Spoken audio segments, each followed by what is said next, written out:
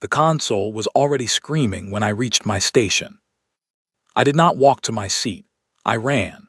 My boots hit the metal floor of the signal's deck hard enough to sting my heels, and I dropped into the chair and grabbed the headset in one motion, pulling the frequency readout toward me with both hands.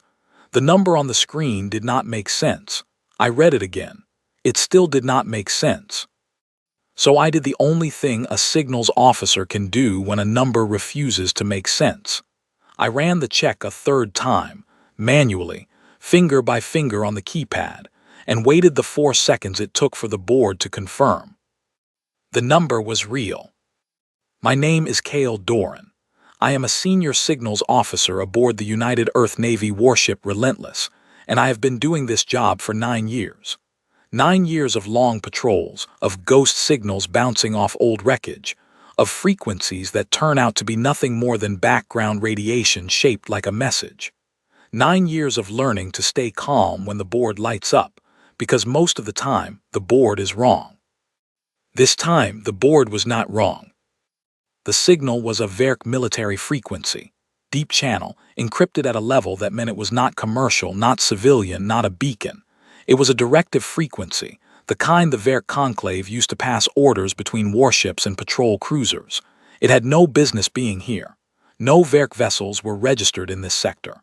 No Verk vessels had been reported within 4 light days of our current position. The outer veil was supposed to be empty. That was why we were here. The Relentless runs patrol along the outer veil 3 times a year. It is not glamorous work. The outer veil is a long band of disputed unmapped space sitting between human-claimed systems and the outer edge of Verk Conclave territory. No one has formally claimed it. No one has formally surrendered it. It sits there like an argument that both sides are too tired to finish.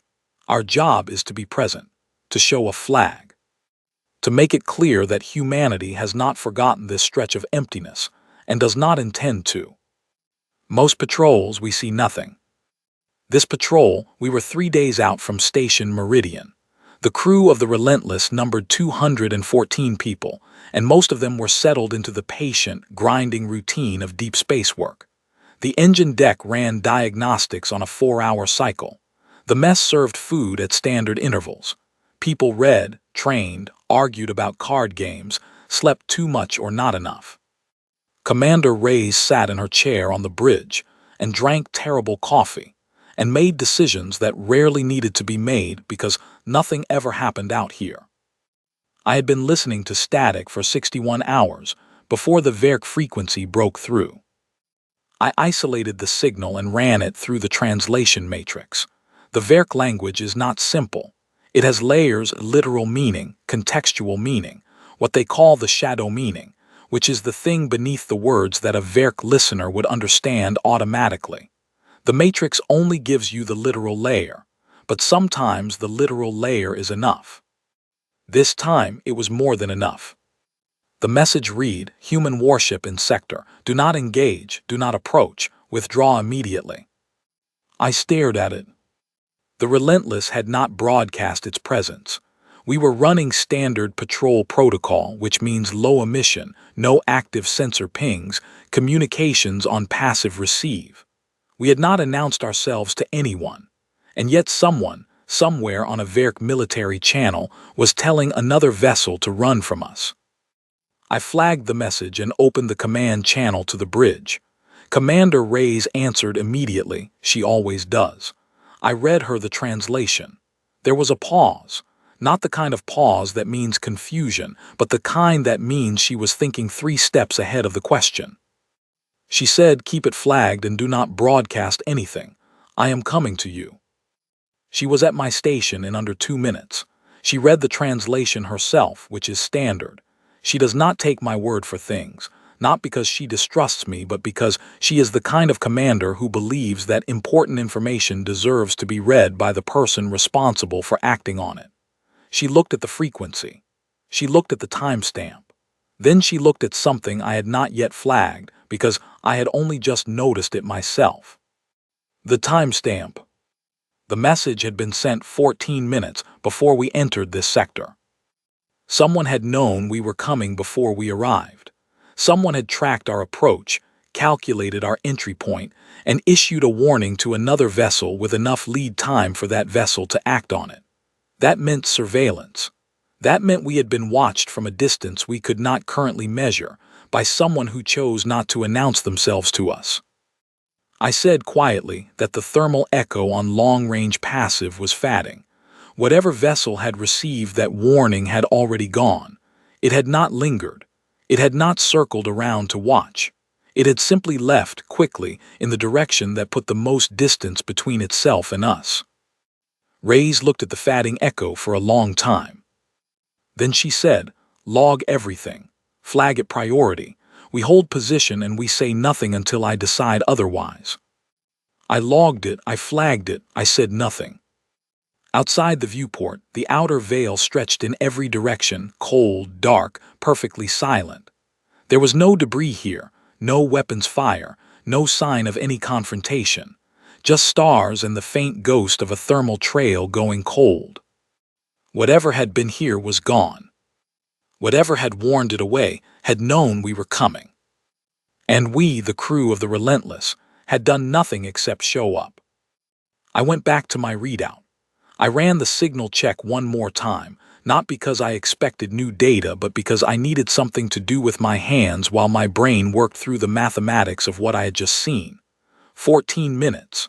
Whoever sent that warning had observed us, identified us, made a decision, and relayed that decision to another vessel, all before we crossed the sector boundary. That was not a simple operation. That required coordination. That required, somewhere out there in the dark, a level of attention to this patch of empty space that nobody on the Relentless had been told to expect. I looked at the translation again. Human warship in sector. Not human vessel, not human ship, human warship. They knew exactly what we were. They had categorized us. And the category was enough, not our weapons loadout, not our crew complement, not our specific designation. Just the category, human warship. That alone was the reason for the warning. That alone was enough to make something out there decide it did not want to be present when we arrived. Commander Reyes stood beside my station for another minute without speaking. Then she said, almost to herself, that she wanted a full diagnostic on the comms array run in the next hour. The coolant seal on the secondary transmission unit had been reading slightly warm for 2 days, and she wanted it checked properly. I told her I would have it flagged for the engineering team. She nodded and walked back toward the bridge without looking back. I watched her go. Then I looked at the empty sector on my screen, the silence where another vessel had been, the cold trail of its departure, the 14-minute gap that meant someone out here had been watching us longer than we had been watching anything. I began a new log entry, personal habit, not procedure. Something about this moment felt like the kind of thing that should be written down. I typed the date, the coordinates, the translation.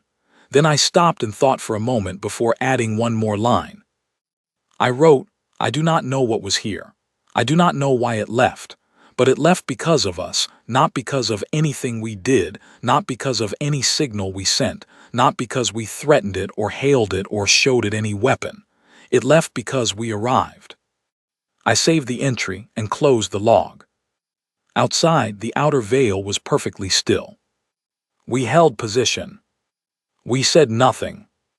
And somewhere in the dark, the thermal echo faded to zero, and whatever had been afraid of us was gone. The report on Signals Officer Doran's desk had been there for 72 hours before it reached my attention, and by that time, the information inside it had already begun to change things in ways that a report by itself cannot fully explain. My name is Esser Vec. I'm a fleet analyst for the Verk Conclave Intelligence Bureau, assigned to the Outer Border Assessment Division for the past 11 years. My work is quiet, thorough, and largely invisible. I review incident logs from patrol vessels. I cross-reference anomalies with historical data, and I write assessments that are read by people who make decisions I never personally see the outcome of. I am good at my job. I am, by the measure of my colleagues, exceptionally good at it. I say this not from pride but from context, because what I am about to describe is not the work of someone who panics easily or reads significance into noise. What I am about to describe is the most unsettling thing I have encountered in 11 years of this work. The vessel in question was the Vethsaras. She is a conclave patrol cruiser of the third designation, mid-weight, reliable, experienced crew, commanded by a captain named Vorethmel who has been in service for 40 years, and whose record contains exactly 1 commendation for valor and 0 entries related to poor judgment. He is the kind of officer the conclave produces at its best, careful, precise, not given to alarm. When Vorethmel filed an incident report, that report was read. When that report was also classified at the highest internal review level within 6 hours of submission, I was assigned to it.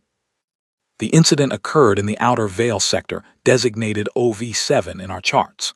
The Vethsaras had received a routine boundary deviation alert, an automated flag triggered when any unregistered vessel enters a watched corridor. The alert placed the unregistered vessel at the edge of the OV7 corridor, moving at a standard patrol velocity. Nothing about the alert was unusual. Nothing about the initial sensor read was unusual. The vessel was identified as a human warship of the heavy patrol class, large, capable, but well within the parameters that conclave threat assessment would classify as manageable. Vorethmel moved the Vethsaras to intercept and issue the standard boundary advisory. This is normal procedure.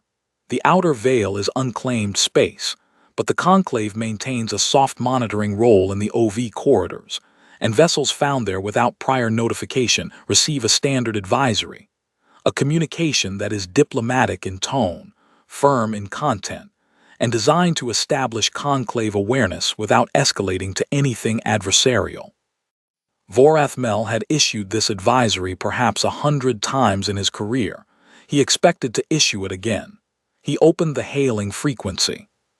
The human ship did not respond. Vorethmel waited the standard interval 30 seconds and hailed again on the secondary frequency, which covers communication array failures and off-band receivers. Nothing. He tried the tertiary channel. Still nothing. The human vessel sat in space without acknowledging him, without accelerating away, without activating any defensive system, without doing anything at all that would indicate it had received the hail or was aware of the Vethsaras' presence. Here is where I must be precise, because precision is what makes this incident so difficult to file away. The human ship was not in distress. Its power signature was stable. Its drive systems were reading warm, meaning they were active, ready to engage, not cold or damaged. Its sensor array was operating.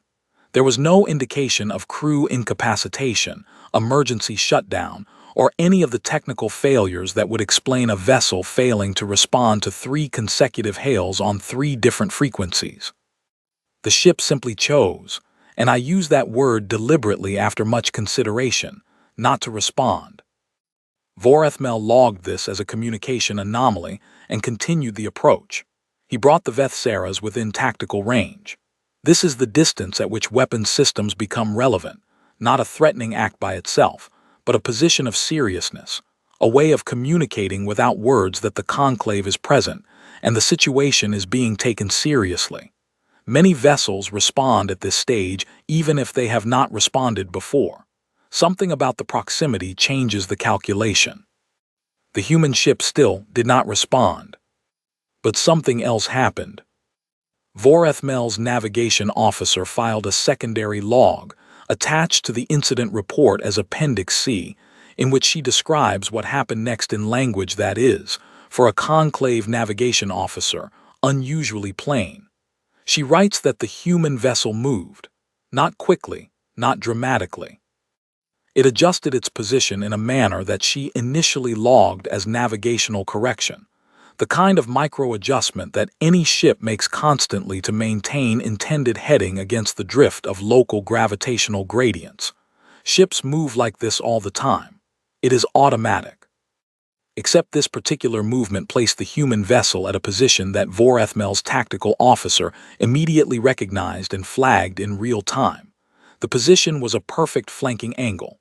From that position, the human warship had a firing solution on the Vethsaras that covered every known evasive trajectory in Conclave standard doctrine. Vorathmel's tactical officer ran the numbers twice. Then he ran them a third time. The result did not change. The human ship, by making what appeared to be a minor navigational adjustment, had placed itself in the optimal attack position against the Vethsaras, a position that, in a real engagement, would have meant that anything the Vethsaras did next was already anticipated and answered. I want to be careful here, because what I write becomes record. The human ship had not raised weapons. It had not powered its weapons array to active status. It had made no threatening gesture. It had not even acknowledged that there was another vessel nearby. It had simply drifted, and in drifting, achieved a position that a tactician would spend hours calculating how to reach without alerting the target. Vorathmel issued the emergency withdrawal order. I want to make clear what that phrase means, because it does not mean tactical repositioning, and it does not mean strategic withdrawal. Emergency withdrawal is a specific command in conclave military doctrine that is used when a commanding officer determines that the risk of remaining in a given position exceeds every potential benefit of doing so. It is not a cowardly order. It is, in fact, considered by most analysts to be one of the highest judgment orders a commander can issue, because it requires the intellectual honesty to admit that you are in a situation you do not fully understand, and that you are better served by distance than by stubbornness. Emergency withdrawal is reserved for situations in which the ordinary calculus of risk and response has broken down. The last time it appeared in conclave military logs was 203 years ago, during the Keshari incident. Vorathmel used it for a vessel that had not fired a shot, for a vessel that had not spoken a word, for a vessel that had drifted gently into a perfect tactical position and then held still. The Vethsaras left OV-7 at maximum speed. They did not circle back. They did not send a follow-up advisory. They did not wait to see what the human ship would do next. They went, and they kept going, and they filed their report from a distance that Vorathmel evidently felt was sufficient to think clearly. I reviewed that report 4 times before I began my own assessment. In my 11 years of doing this work, I have cataloged 1,412 human tactical engagements, the full range of events in which human vessels have been involved in incidents with other species, from minor boundary disputes to the 3 large-scale military actions humanity has taken in its relatively brief history among the stars. In every single one of those 1,412 events, humans communicated. It is one of the most consistent features of human tactical behavior. They talk. They hail, they broadcast, they negotiate, they argue, they demand, they apologize, they threaten in words before they threaten in any other way. Even in their most aggressive encounters, humans talk. The vessel in OV-7 did not say a single word. I have spent a long time thinking about what that silence meant. I have considered the possibility that it was an equipment failure. I have considered the possibility that it was a deliberate psychological tactic, a new doctrine being tested in the field. I have considered the possibility that the crew of that vessel was experiencing some kind of internal situation that prevented standard communication protocol.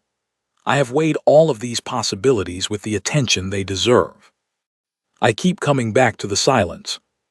In warfare, silence is not neutral. Silence is a statement. When you are in a position of tactical advantage and you choose not to speak, you are communicating something more powerful than any words could carry. You are communicating that you do not need to speak, that the situation has already been decided, and the only question is whether the other side has understood that yet. The Vethsaras understood it. Vorathmel understood it. His navigation officer and his tactical officer both understood it.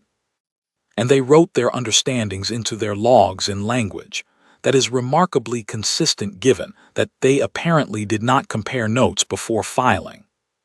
Whatever the human vessel intended, the message received was simple and complete. We are already where we need to be, and we have nothing to say to you, and that should be enough." It was enough. I wrote my assessment and attached it to the classified file. I made my recommendations regarding the OV7 sector and the broader OV corridor status. The recommendations were accepted within 48 hours, which in conclave bureaucratic terms is immediate. But before I closed the file, I added a personal annotation. I have never done this before in 11 years. I am not sure I can fully explain why I did it this time. Some part of me needed to say it plainly, in a place where it would be read by whoever reviewed this file after me. I wrote, "I have reviewed 1,412 human tactical engagements. In none of them have humans failed to communicate. The silence in OV7 was deliberate. The silence was the weapon. And I cannot determine whether what we witnessed was the controlled application of a calculated strategy, or something far more unsettling. A species so deeply prepared for conflict that their silence in the presence of a potential threat carries the full weight of a declaration, without any of them realizing they made one." I saved the annotation. I closed the file. Then I sat at my desk for a long time without doing anything, which is something I have also never done in 11 years of this work. I had 43 other incident reports waiting. They would have to wait a little longer. I needed to sit with the thing I had just written until I understood it well enough to stop thinking about it. I did not stop thinking about it. I am not sure I will stop thinking about it. I submitted my formal recommendation the next morning. The OV7 sector and all adjacent OV corridors were reclassified within 72 hours. The reclassification used a category designation that had not been used in the Outer Border Assessment Division in my professional lifetime. It is the category reserved for spaces where the conclave has made a deliberate and reasoned choice to simply not be present. Not because we cannot be present, not because the space is too dangerous to approach, but because there are situations in which presence itself is a miscalculation, and the wiser choice is to put distance between yourself and something you do not fully understand, and think very carefully before you approach it again.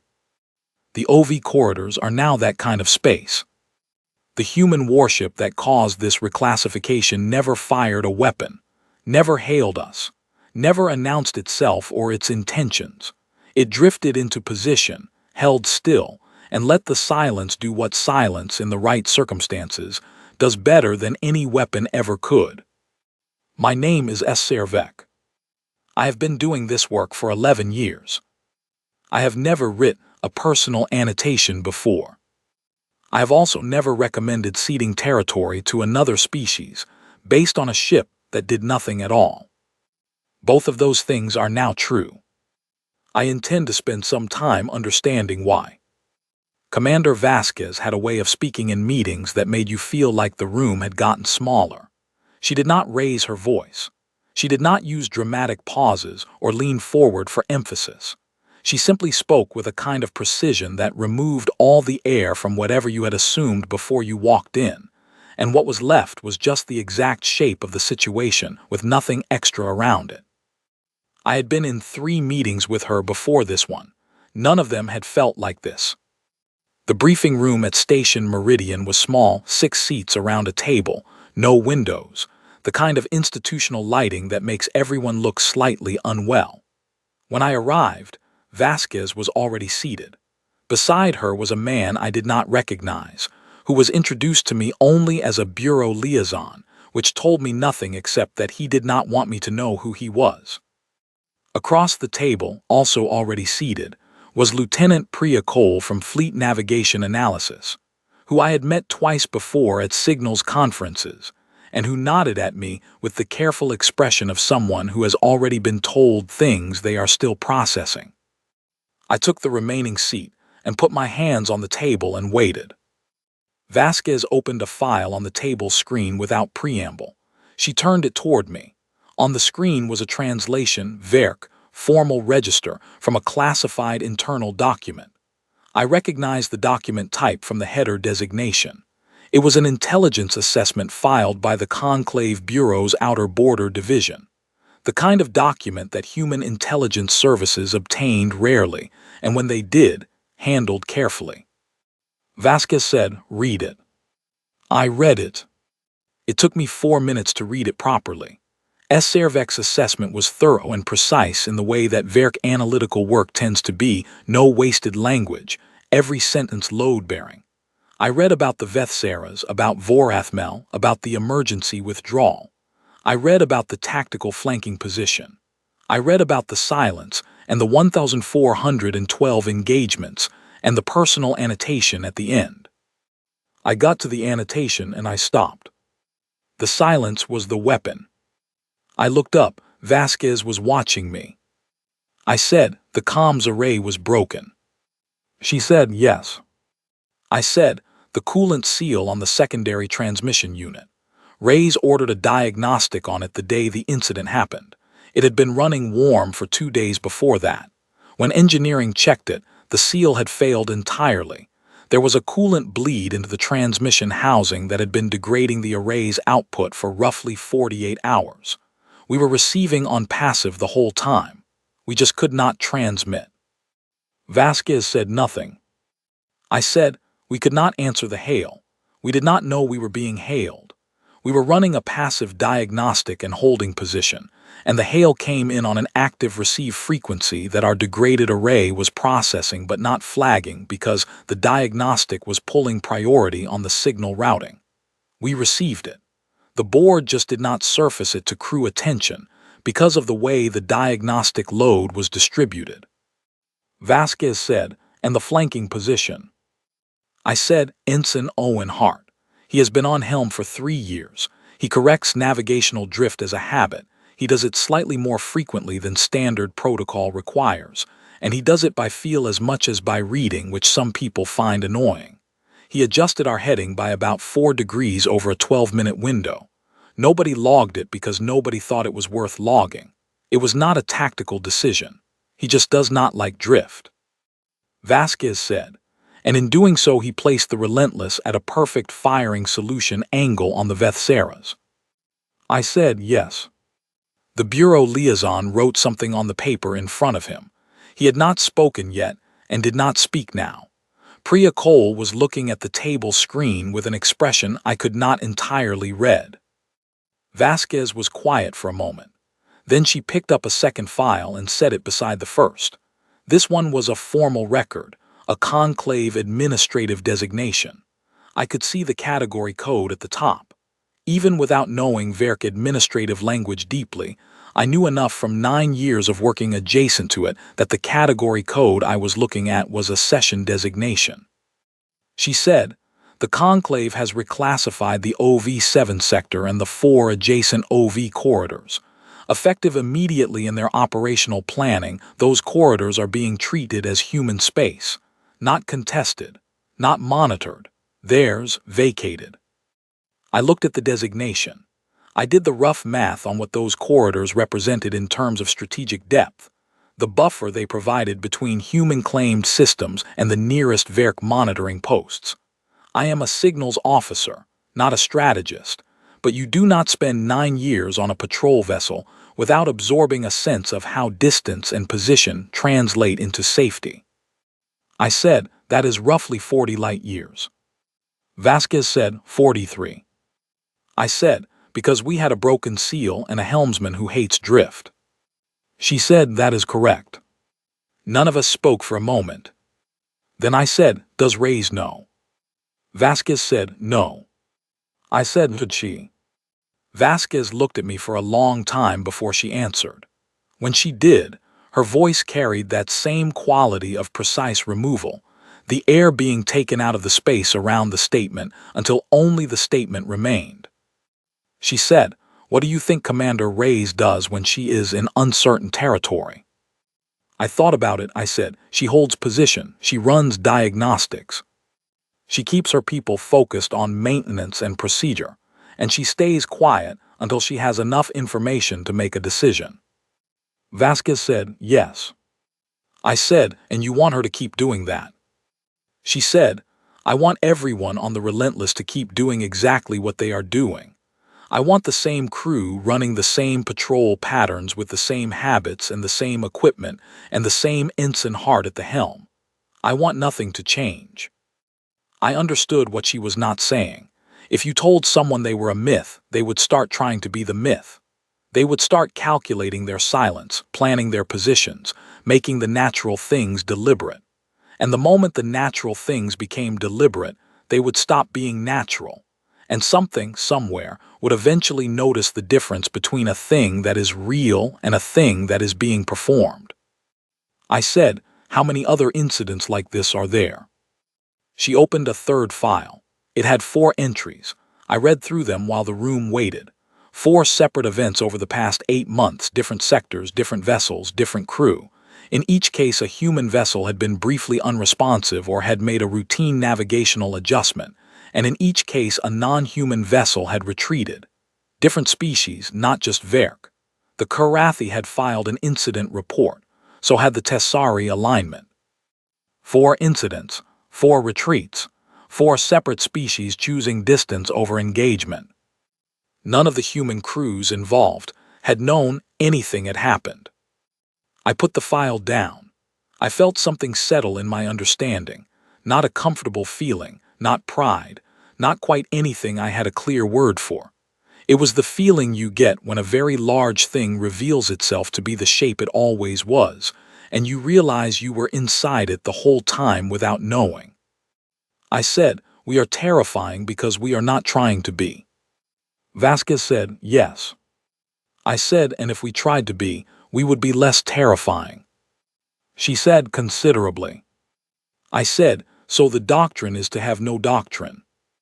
She looked at me with something that might have been the beginning of a smile if she were the kind of person who let things like that finish forming. She said, "The doctrine is to have Commander Rays, an ensign Hart, and a coolant seal that needs replacing every 18 months, and a signals officer who logs everything carefully and then wonders what it means. The doctrine is to be exactly what we are." The bureau liaison closed his notepad. Priya Cole finally looked up from the table screen. The meeting ended without a formal summary, which was unusual.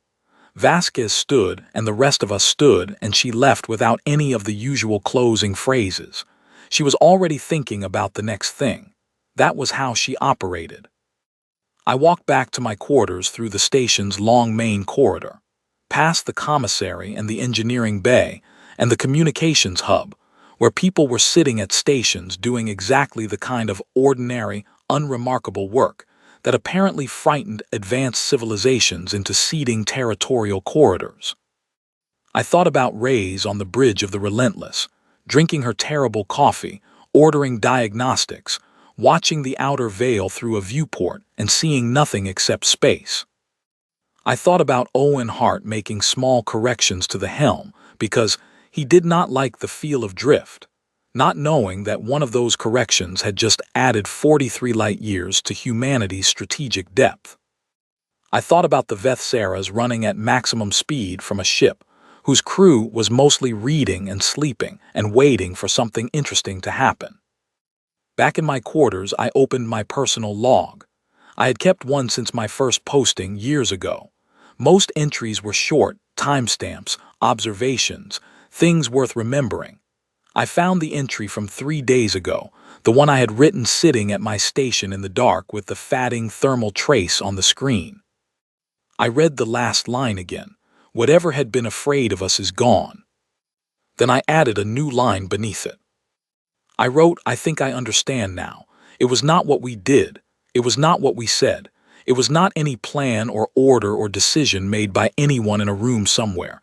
It was just us, being us in the dark without performing anything. And that was enough. That was more than enough. That might be the most dangerous thing in the galaxy." I closed the log and lay down and stared at the ceiling for a while. Outside, the station hummed quietly around me. Somewhere, the Relentless was still out there, still running its patrol, still holding position when the situation was unclear, still silent, not as strategy, but simply because nobody had anything to say yet. I thought about the Werk analyst who wrote a personal annotation for the first time in her career. I thought, yes, I understand why you did that. Some things need to be written down even when you are not sure who will read them. Some things need to exist on record simply because the alternative is carrying them alone, and some things are too large to carry alone. I was asleep before I finished thinking it. In the morning, I went back to work. Nothing had changed.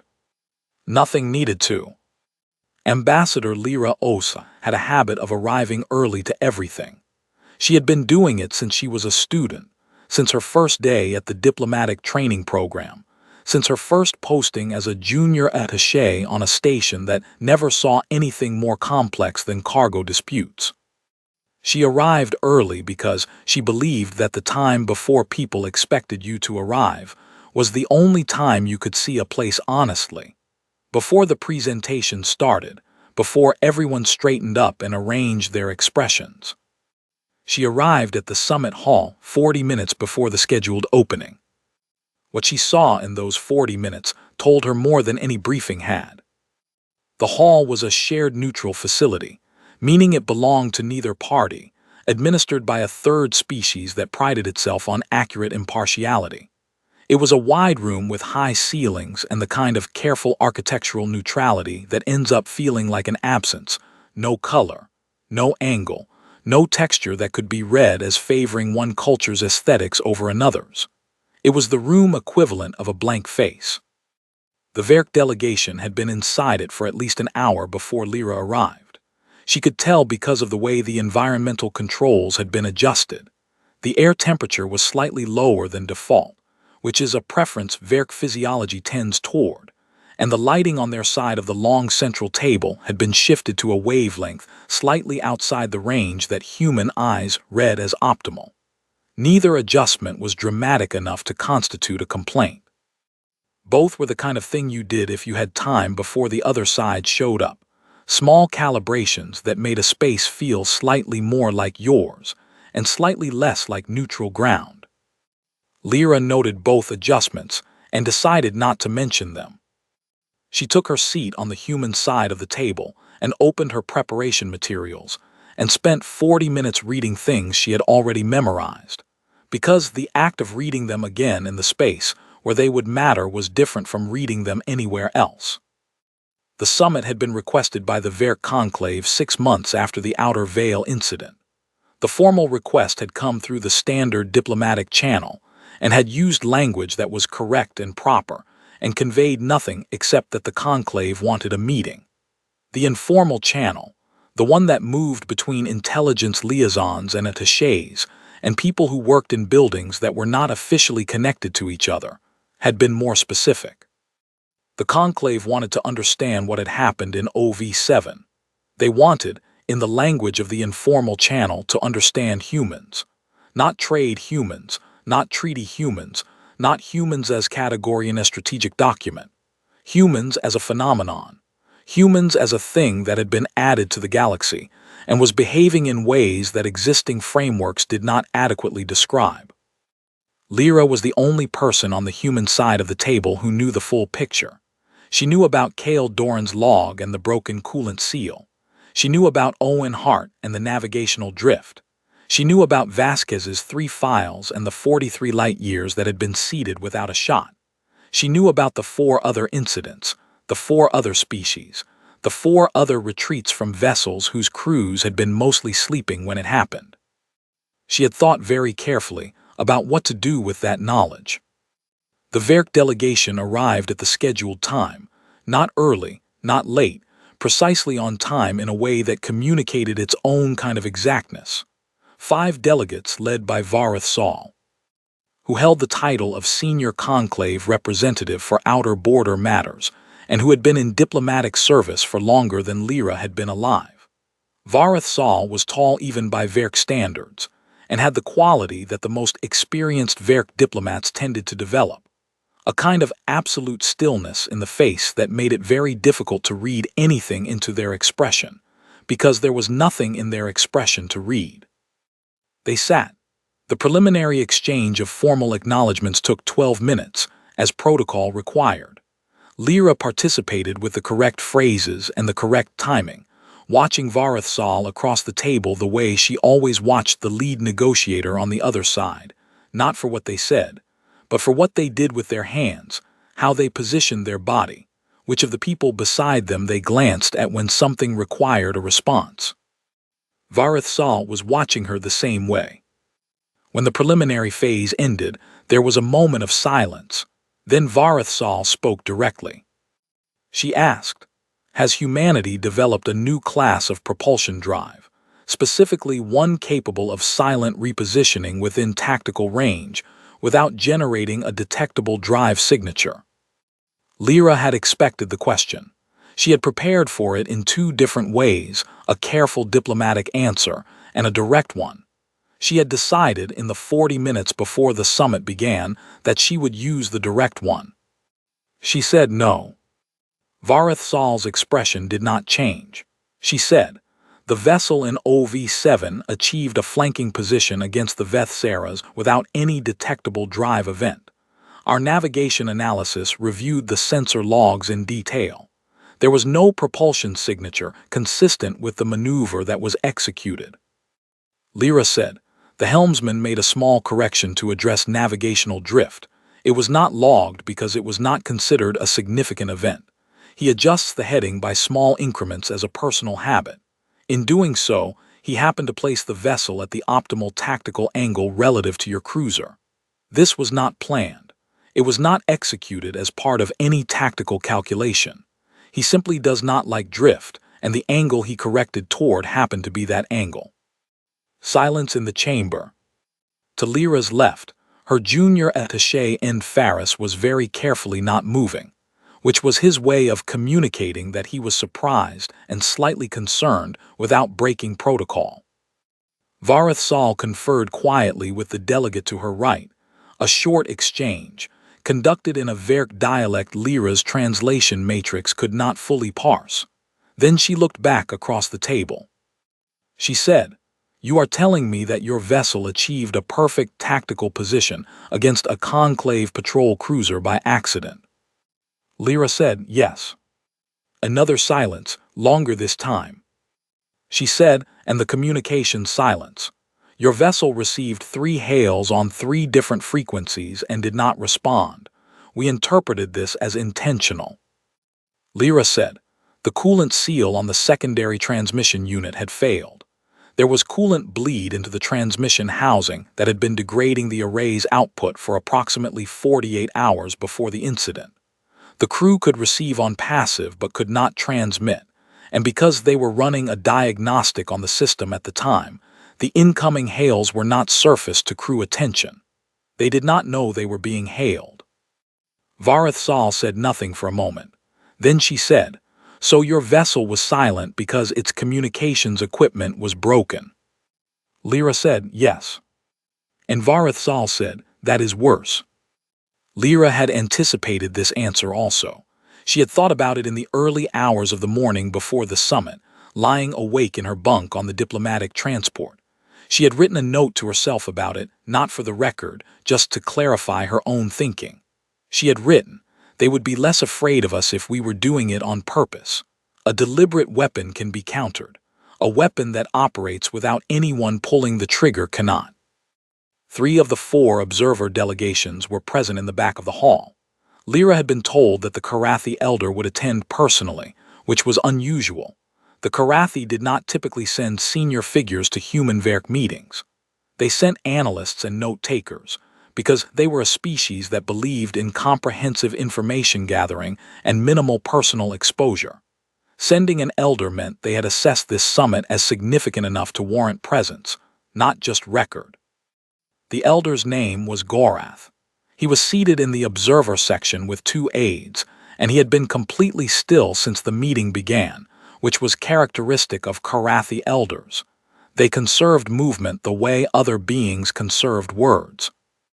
It was Gorath who spoke next. He was not strictly a participant in this summit. Observer status meant silence unless invited to contribute. But Vareth Sal looked at him and inclined her head in the fractional Verk gesture that means the floor is open, and Goreth leaned forward slightly in the way that Karathi elders leaned forward when they were about to say the thing that everyone else in the room had been carefully avoiding. He said, "If humans are this dangerous without trying," and I use the word dangerous not as insult but as the most precise word available, then the question that interests those of us watching from the outside is, what are they like when they try? Lyra looked at him for a moment. She thought about Vasquez. She thought about the file with 4 entries and the quiet understanding in that briefing room and the decision not to tell Reyes. Then she said something she had not planned to say. She had prepared careful, measured language for this summit, language designed to be reassuring without being false, diplomatic without being evasive. But sitting in that room with Vareth Sal's flat expression and Gorhath's still, watchful eyes and End Faris absolutely not moving beside her, the careful language felt like the wrong tool. She said, "We come from a world that tried to kill us on a regular basis. Not metaphorically. Literally, the climate shifted against us, the animals were larger and faster, the diseases were inventive, and we spent a very long time not knowing if we were going to survive the next season. And then we learned to survive it. And then we learned to survive each other, which was honestly harder than the first problem. We do not have a separate setting for peace and a separate setting for readiness. We live in both at the same time, permanently. What you saw in OV7 was a crew on a routine patrol running standard procedure and doing maintenance on a broken seal. That is a regular Tuesday for us.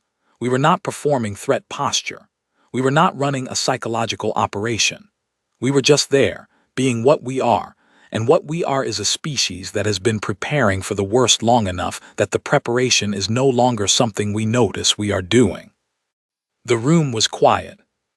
Then Goreth made the sound that Lyra had read about in briefings but never heard in person.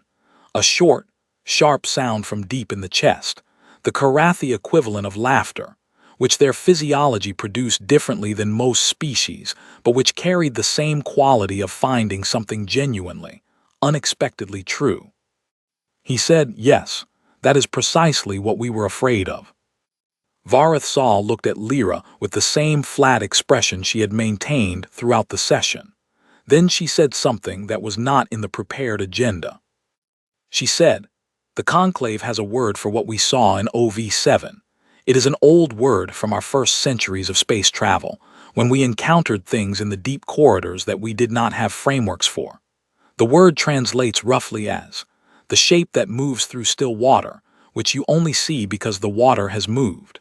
We used it for things that were present and active but whose presence you detected only through their effect on everything around them." She said, "We are using it for humanity now."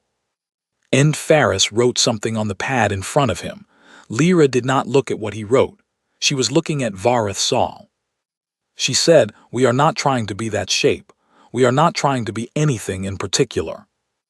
Vareth Sal said, "I know, I read the assessment, that is why the word fits." The summit continued for another 2 hours.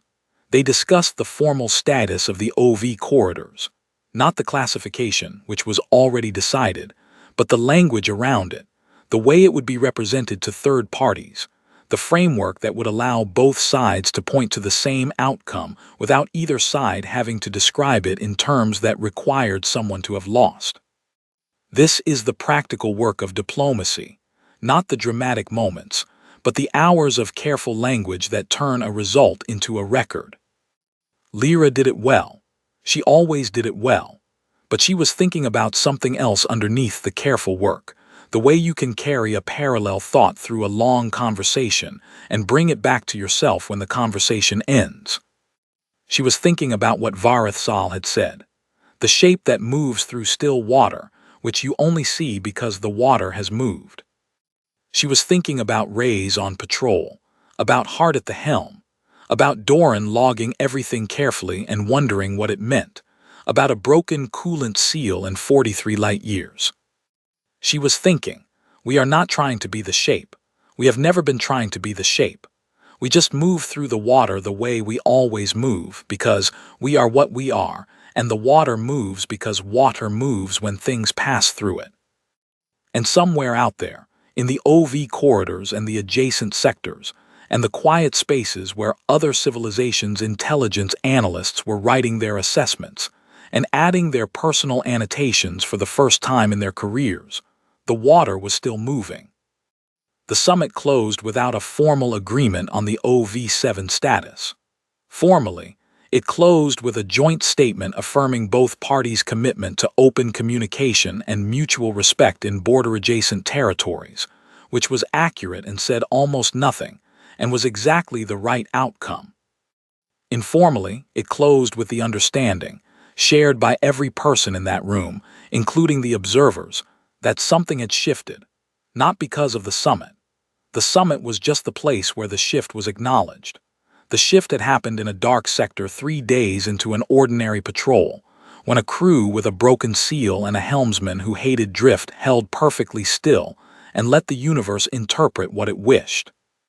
Lyra walked out of the summit hall into the long corridor of the neutral facility and paused for a moment, as she always did after a session, to collect herself before the next thing. Faris came up beside her and said, very quietly, "Did you plan any of that?" She said, "None of it." He said, "The part where you told them we are always ready, and we do not notice that we are ready." She said that was true, that was just true. He looked at her, he said, "That is the part that is going to stay with them." She said, "I know." They walked down the corridor together, and behind them the hall doors closed. And inside the hall the Verk delegation was already conferring in quiet voices that the translation matrix would not have captured even if anyone had been listening. Outside, the stars were the same as they had always been. The water was still moving. 2 years is not a long time in the context of galactic politics, but it is a long time to watch a myth grow without anyone who is part of it knowing it is growing. I know this because I watched it happen. I am still watching it happen. And I am, I think, one of a very small number of people who can see both ends of it. The ordinary, unremarkable human end, where people go to work and run diagnostics and drink bad coffee on patrol vessels. And the other end, where civilizations that have existed for centuries longer than ours are adjusting their strategic calculations based on how those people behave when nothing is happening. My name is Kale Doran. I am a fleet intelligence attaché now, which means I no longer sit at a signal station on a patrol vessel. I sit in a small office at Station Meridian and I read reports. Not as many people know about me as know about the incident that put me here. That is fine. That is, actually, by design. The Relentless is still on patrol. Commander Reyes requested a second extended rotation in the Outer Veil 6 months after the OV-7 incident. She said, in her rotation request, that she found the Outer Veil quiet and preferable to the busier corridors closer to the station, where there was more traffic and therefore more administrative work. She did not know, when she wrote that her presence in the Outer Veil had become something other civilizations tracked. She did not know that the phrase human warship detected had become, in the communications of at least 5 species, a phrase that moved fast and caused decisions to be made quickly in its wake. She still does not know. That is, as I said, by design. I received the transmission from Servec on a morning when I had 17 other things waiting for my attention and was already running slightly behind. It came through a personal relay, not a diplomatic channel, not an intelligence channel, just a message sent between one person and another through the kind of routing that takes a long time and a willingness to wait for the reply. She had sent it 3 weeks earlier. I read it that morning for the first time. She introduced herself, though she did not need to. I knew who she was. The annotation, "The silence was the weapon," had become something of a landmark document in Fleet Intelligence's collection of foreign assessments, the kind of thing that got shared and discussed and occasionally quoted by people who did not know the name of the person who wrote it. I knew the name. She wrote that she had resigned from the Bureau. She did not explain why in detail, but she wrote enough for me to understand. 11 years of methodical work followed by one incident that could not be resolved through methodology. The OV-7 file had stayed open on her desk in one form or another for the full 2 years since she filed it. She had reviewed every piece of adjacent material, cross-referenced it against everything available, applied every analytical framework her training provided. She had reached a conclusion that satisfied her professionally. It did not satisfy her in the other way, the deeper way, the personal way, the way that made her add an annotation she had never added before. She wrote, "I know that you know what actually happened. I know about the broken seal. Someone with access to your internal records has communicated the broad outlines to people who communicated it to me in the way that information moves when it needs to move, but cannot move officially. I am writing to you because I want to know if I am right about the larger thing, the thing that is not just about OV7. She had spent her retirement, she said, though she used the word transition, not retirement, reviewing the full catalog of human-alien encounters, not just the ones in the Bureau's files. She had accessed academic records, third-party observer reports, the kind of historical documentation that does not get classified because it is too old or too widely distributed to contain. She had read everything she could find about humanity's behavior in space since the early expansion period. She had found the pattern she was looking for, or rather, she had found the absence of the pattern she expected. She wrote, "Every civilization I have studied in my career developed its strategic doctrine in response to a specific historical crisis, a war, a collapse, an encounter that reshaped how it thought about its own survival. The Verk Conclave built its doctrine around the Keshari conflict. The Karathi built theirs around the Hollow Years.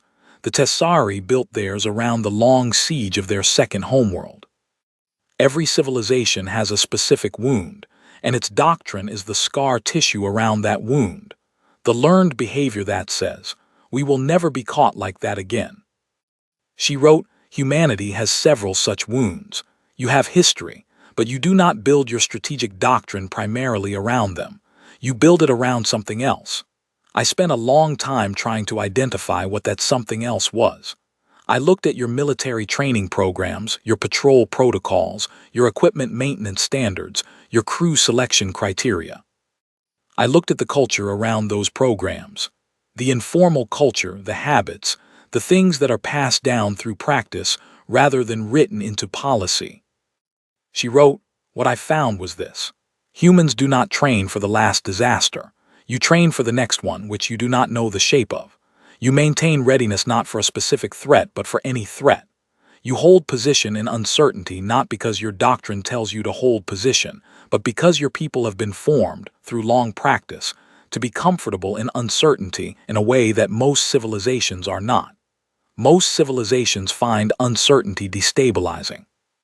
For humans, uncertainty is the normal operating environment.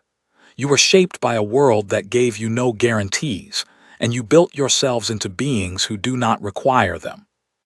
She wrote, "This is what makes you different, not the weapons, not the ships. The weapons and ships of every major civilization are roughly comparable at this point in history. The technology gaps have narrowed. What has not narrowed is the gap in what your people do when the technology is not the deciding factor, when the situation is unclear, when the information is incomplete, when the right move is not written down anywhere because the situation is new. In those moments, you hold still and you run your diagnostics and your helmsmen make their small corrections and you wait. And the waiting looks from the outside like the patience of something that already knows how this ends." I read her message twice. Then I read it a third time, which is not something I do unless the thing I am reading requires it. She asked at the end, "Does fleet intelligence know what it has? Not as a weapon, as a reality. As a feature of what humanity is that cannot be manufactured, cannot be exported, cannot be replicated through policy because it is not a policy. It is a character. Do you know you have it, and have you made a deliberate choice about what to do with that knowledge?" I thought about Vasquez's small almost smile in the briefing room 2 years ago. I thought about her saying, "The doctrine is to have Commander raise." I began composing my reply. I wrote, "Yes, some of us know. The people who know have made a decision that I think you would recognize if you thought about it from our perspective. We have decided not to manage it, not to shape it or codify it or turn it into something deliberate. I know that sounds like the wrong choice.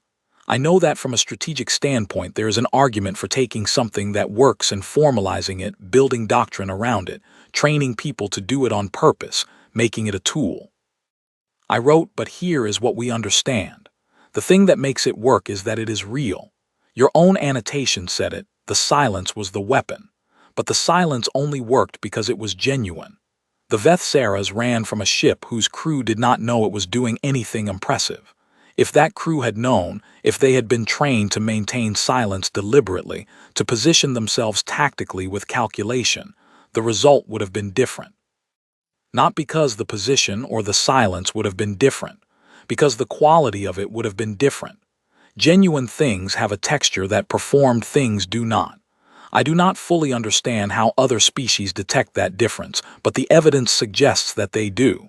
And if they do, then the moment we start performing this, we lose it. I wrote, so the decision is to leave Reyes out there doing what she does, and leave Hart at the helm making his corrections, and let the Relentless run its patrols and hold its positions and stay quiet when the array is broken. Not as strategy, as fact, because that is what they are, and what they are is the thing that works. I paused before the next part. Then I wrote, you asked me if we know what we have. I want to be honest with you, because you were honest with me through your annotation even though you were writing to a file and not to a person. What we have is not a weapon. A weapon is a thing you can pick up and put down. What we have is ourselves, a species formed in a particular way by a particular history, walking through the galaxy with all of that history in our bones, going to work every day without knowing that the way we go to work is something that centuries-old civilizations find worth studying and sometimes worth running from. It is not something we did. It is something we are. And the truest thing I can tell you is that most of us do not know it. Most of us are just doing the job. I saved the draft and read it once more. Then I added a final section. I wrote, you resigned from your position after 11 years. I want to ask you something, and you do not have to answer it. Is it because the framework you had built your work around, the one where things can be analyzed and understood and resolved through sufficient rigor, stopped feeling adequate? Is it because OV7 gave you something that the framework could not fully contain? I wrote, I ask because I think about this sometimes. I have a framework too. I log things carefully, I cross-reference them, I look for patterns and significance, and I try to understand what I am seeing. And then sometimes I see something that sits at the edge of the framework and does not quite fit inside it, and the honest response to that thing is not to force it inside the framework. The honest response is to widen the framework, or to sit with the thing that does not fit and let it be the size it actually is. I wrote, the thing that does not fit for me is this. We are the most dangerous thing in this part of the galaxy not because we are trying to be, but because we are not. And I do not know whether that should make us humble or frightened or proud. I think it should make us careful. Not careful in the way that changes anything, not careful in the way that turns into performance. Careful in the way that knows what it holds and does not drop it by accident. I sent the message. 3 weeks later, she replied. Her reply was short, much shorter than her original message. It said, yes to the question you asked. Yes, the framework stopped being adequate. I am building a wider one. It is slow work. I think it is the right work. She also said, I read the ambassador's account of the summit. What she said to Gorath and to the full room, that you are always ready and do not notice that you are ready. I have been thinking about it since. I believe it is the most accurate description of your species that I have encountered in 11 years of study. And I believe that the fact that she said it without planning to say it, just looked at the room and told the truth, is itself evidence of the thing she was describing. I read that and sat with it for a long time. There is a particular moment in the morning at Station Meridian, when the night cycle ends and the lighting shifts from the dim blue of sleep hours to the full operational spectrum. When the station sounds change, the ventilation increases, the background noise of people moving through corridors begins. The whole place wakes up in the way that enclosed spaces wake up when people inside them decide collectively that the day has started. I was sitting at my desk when the shift happened. The light changed. The sound changed. I looked at the message on my screen and I thought about Ray's putting in a rotation request because she liked the quiet out there. I thought about Hart at his helm, making small adjustments that no one was logging. I thought about S. Servek building a wider framework in whatever space she had made for herself after 11 years of the narrower one. I opened a new entry in my log. I wrote, somewhere, a Verk relay station is pinging its standard advisory to the monitoring posts along the OV corridors. Human warship detected. The ping is automatic now. Routine. They do not send individual assessments anymore. They just send the ping and the posts receive it, and decisions are made accordingly. The message has been stripped down to its essential meaning, the way all information eventually gets stripped down when it is repeated enough times. Here is the thing, and here is what you should do about it. Human warship detected. Act accordingly. I wrote no survivors, no wreckage, only silence.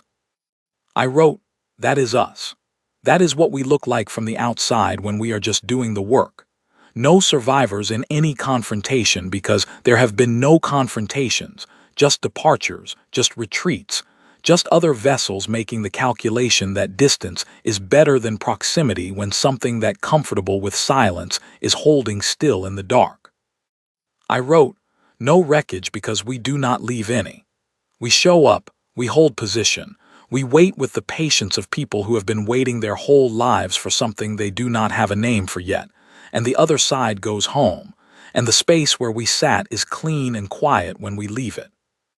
I wrote only silence, because we cannot transmit, or because we have nothing to say, or because the silence is the only language that crosses every barrier without needing translation, because what we are communicating is not in words, it is in presence, in stillness, in the fact that we are here and we are ready for anything, and we are so accustomed to being ready that we forgot to make a face about it. I looked at what I had written. Then I wrote one more line. I wrote, the scariest thing we ever did was nothing, and we did it perfectly, without knowing, without trying, without stopping. I saved the entry. Outside my small office window, the main corridor of Station Meridian was filling up with people going to work. Engineers and analysts and communications officers and supply coordinators, all moving with the ordinary purpose of a day beginning. None of them were thinking about myths or territorial designations, or the particular quality of silence that makes an advanced civilization choose to move its border by 43 light years. They were thinking about the tasks in front of them, the coffee waiting at the end of the corridor, the small corrections they needed to make to whatever had drifted overnight. They were being themselves. Out in the outer veil, the Relentless was on patrol. Ray's was in her chair. Hart was at the helm. The stars were where they had always been. And somewhere, on a relay frequency that had been pinging its standard advisory for 2 years without pause, the message was going out again, as it would go out tomorrow, and the day after, and for as long as we were what we were. Human warship detected. No survivors. No wreckage. Only silence.